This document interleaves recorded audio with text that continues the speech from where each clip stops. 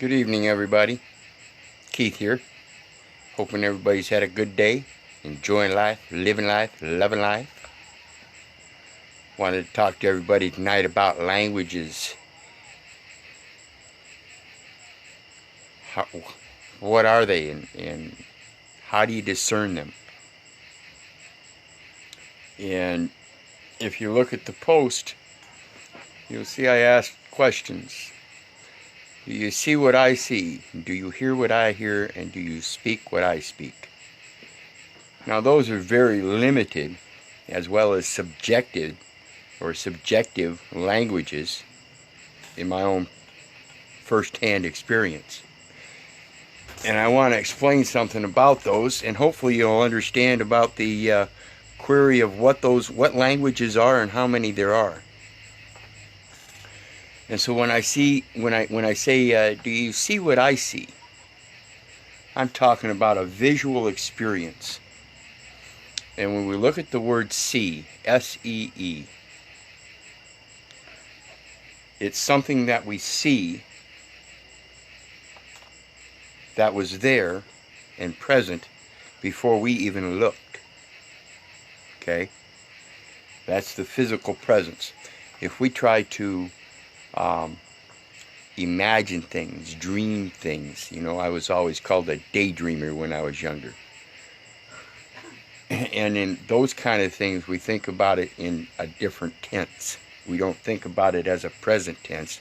We think about it as a reviewing of things that have occurred in the past and things that we think might occur in the future, or might fear might occur, or might wish might occur. And we have to think about all those things and all those different concepts of time and what we see. It's a visual communication. It's a visual language. And it works both ways. Like I mentioned, is it a imagination of something that's already happened that is now instilling a fear of something that might happen in the future? Is it things that have happened in the past that we look back on and see the joy and bliss that we were in at that time and imagine that we can have that again? How do we communicate? Another one is sound. Do you hear what I hear?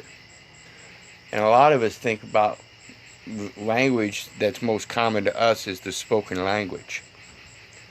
And so we think about that when we verbalize things.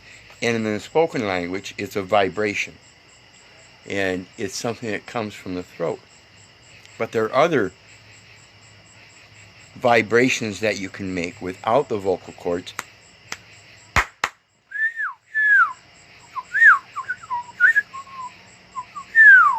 All kinds of noises that we use in nature for callings of other beings to bring them to us. I know specifically I was experienced in educating and learning from my, quote, pets, family members that most people have named dogs, various different breeds and stuff. And so I would use different sounds as well as sights, hand commands, without verbalizing anything. Those were different languages that I was able to use with other creatures that don't understand quite as well. But there are natural stances and movements that send off an energy. Don't smile at a chimpanzee.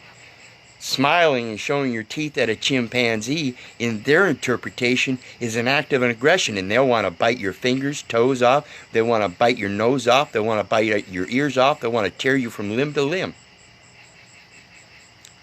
It's a very assertive act of aggression to smile at a chimpanzee. But you can smile at a dog, and it's still somewhat an aggressive stance in a dog, but dogs have been domesticated. We've communicated with them much greater,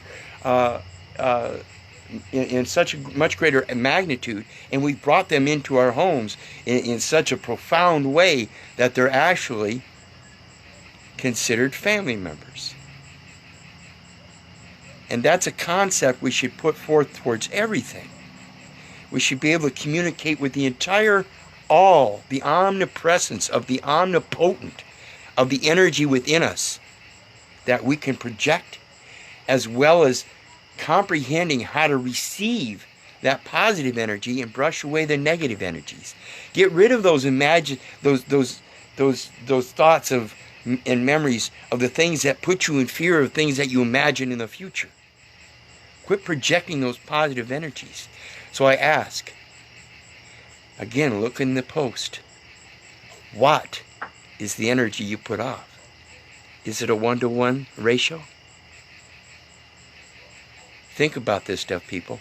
And when you want to argue about how many boxes are within this box, and you want to contend that the color green means there's a box inside that black box, I contend that that's one box that isn't there. Because in reality, the vibration of the light spectrum that bounces off of objects is the one color it doesn't accept. Whereas the energy from all the other lights, it absorbed. And therefore it has the boxes of all of those other colors, which is infinite. So it makes your confined answer of 30 boxes because you want to define colors as a shape. Then I'm going to profess bluntly that you're babbling like an idiot. So think about what you speak, what you hear, and what you see, because it's all the same. You're taking in all these different things, and you can do it by touch, all kinds of things, all kinds of languages that you really need to start learning about. Because you shouldn't be confining yourself to just the word either. The word is not just the written word or the spoken word, it's the word of everything. It's the sound, it's the vibration, it's the energy you receive. And it's all motion. So think about this, people. And remember, if it wasn't for you, I wouldn't be doing this. God bless. Have a great weekend and be safe. Love you all. Bye.